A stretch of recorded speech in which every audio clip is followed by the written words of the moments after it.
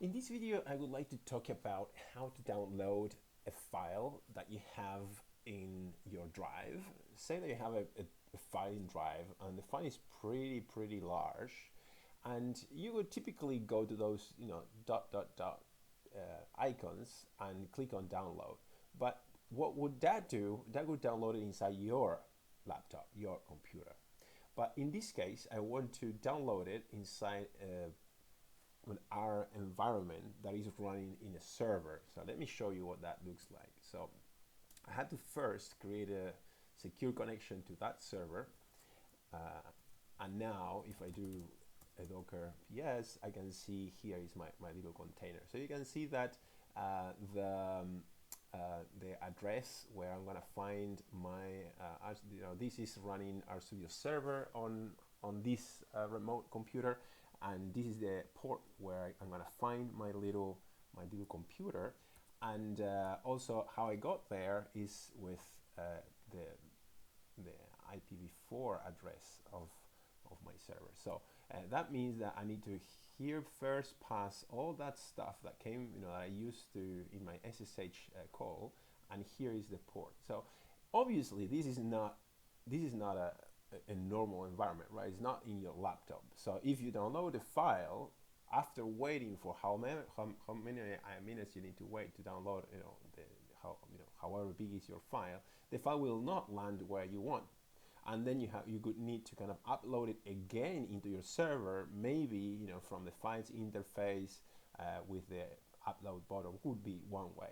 But that moves the file from your drive to your laptop, and then from your laptop to your server. So that's way too much waste of internet resources. So the point is, how can you move that file from your drive straight into that remote little computer?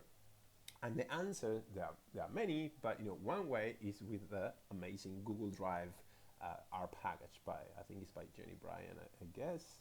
Pretty sure it's her. So if you look into the argument of the, so first, if you go to the reference, you can find the download drive download file, help file.